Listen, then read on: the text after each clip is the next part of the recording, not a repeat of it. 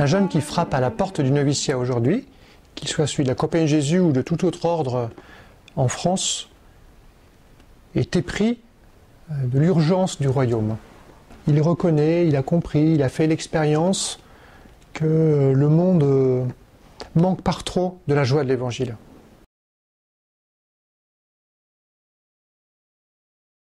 Quand un novice entre au noviciat de la Compagnie de Jésus, il a déjà fait l'expérience de la prière profonde. Habituellement, il est passé par les exercices spirituels.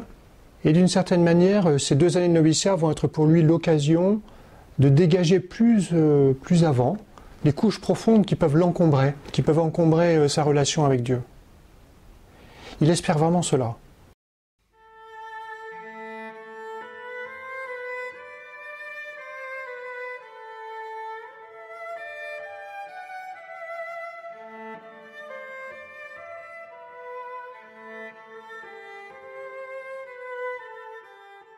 La prière n'est évidemment pas que personnelle.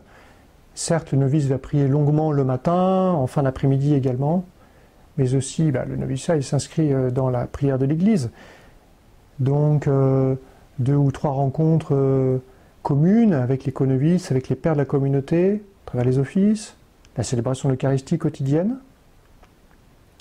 La prière, ça passe aussi par la lecture spirituelle. Se mettre à l'école des grands qui nous ont précédés, dans la conversation spirituelle avec Dieu, dans l'écoute du monde, la reconnaissance de l'Esprit de Dieu qui plane sur le monde.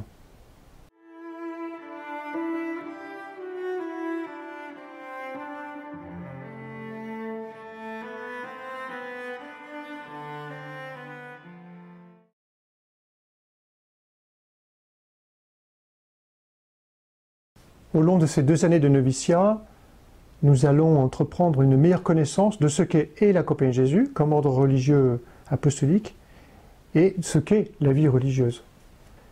Ce que nous pouvons espérer de telles connaissances et échanges, c'est évidemment que le novice fasse preuve d'un désir plus profond encore pour rencontrer et rejoindre ce corps apostolique qui est celui des Jésuites.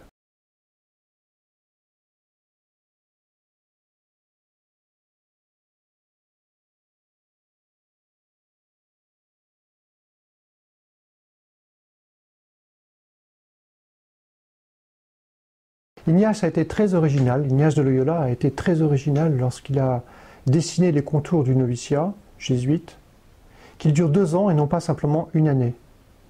Pourquoi ? Parce qu'il estimait nécessaire pour le novice de découvrir les réalités des communautés, des institutions, des missions vers lesquelles il serait envoyé plus tard. Habituellement, cette confrontation avec une identité forte de la Compagnie de Jésus, des Jésuites, de l'Église, de sa mission, de son peuple, et de ceux qui sont hors du peuple,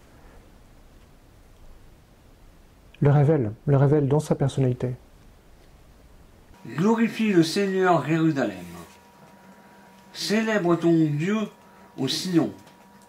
Il a consolidé les barres de tes portes. Dans ses murs, il a béni ses enfants.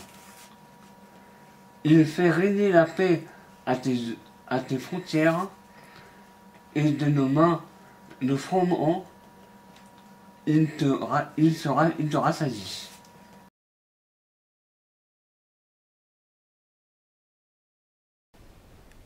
Le parcours du noviciat n'est évidemment pas une course en solitaire. Nous le vivons en communauté, avec des co-novices, avec des pères qui sont responsables de la formation, avec la grande communauté à laquelle nous sommes adossés. Cette vie fraternelle, elle se concrétise d'abord par les services. Voilà, chacun d'entre nous, nous avons à préparer les repas, à assurer notamment les animations liturgiques et bien d'autres choses encore. Des tâches qui sont finalement très simples, très modestes.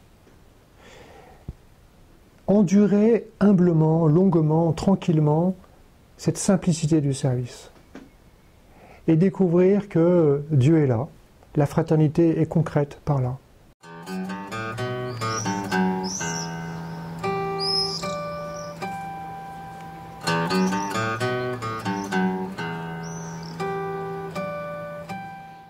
La légèreté a sa place au noviciat, bien entendu. Il y a des temps prévus pour la convivialité, le dimanche après-midi, le lundi soir, entre novices, avec d'autres pères de la communauté. Et puis, évidemment, et c'est le meilleur, tous ces temps où fuse la joie, un rire à table, dans les couloirs. Il est une peinture d'un peintre contemporain de Grenoble, Arcabas, qu'il a intitulé « Ange espiègle ». C'est un ange qui se promène sur un vélo et qui semble siffloter au vent. J'ose espérer que chaque novice devienne cet ange espiègle.